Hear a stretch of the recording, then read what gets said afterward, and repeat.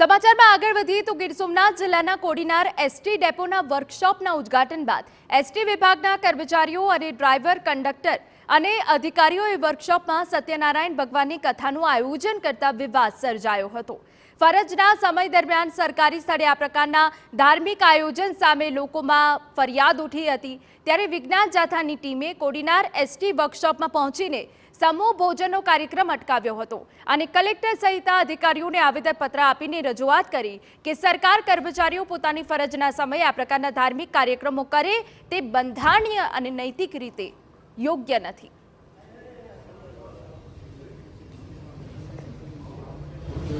અને કર્મકાંડ ક્રિયાકાંડનો અમને જરા પણ વિરોધ નથી, પરંતુ જે ચાલુ અવર્ષ દરમિયાન ચાલુ સમય દરમિયાન આવી ધાર્મિક આયોજન થાય એનો સદૈવ વિરોધ છે અને લોકોને તકલીફ પડે। લોકોને અમે જોયું કે એસટી ડિવિઝનની અંદર એના મોટા અધિકારીઓ દૂર દૂરથી તાલુકા મથકેથી પણ બોલાવવામાં આવેલા હતા, ચાલુ ફરજે આવેલ છે। તો આવા ધાર્મિક આયોજનની અંદર ઓન ડ્યુટી ચાલુ ફરજે આવે એ પણ જે બંધારણની વિરુદ્ધ છે અને ખાસ કરીને આ આયોજન છે એ કાયદા ભંગ કહેવાય અને મેં અમારી લાગણી ત્યાં ડીસીને પણ પહોંચાડેલી છે।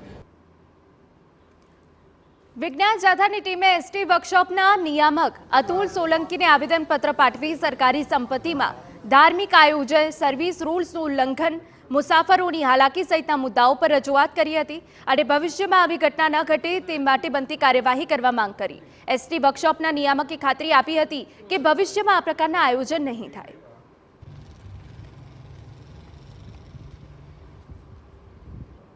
વિભાગ ખાતે જો આવું કૃત્ય ધાર્મિક સભાનું કે ધાર્મિક કામોનું કોઈ પણ જાત વગર જો કરવામાં આવતું હશે અને અમારા દ્વારા હવે પછી કરવામાં દેવામાં નહીં આવે અને સંપૂર્ણ સરકારના જે નોર્મ્સ હશે આજરોગ જે વિજ્ઞાન જાથાના પંડ્યા સાહેબ એડવોકેટ દ્વારા જે જણાવ્યું એના પ્રમાણે અમારા તમામ કર્મચારી, તમામ અધિકારી અને તમામ નિગમને અમે અમરેલી વિભાગની અંદર આ બાબતનું પૂરેપૂરું પાલન કરવામાં આવશે એની હું બાહેધરી આપું છું।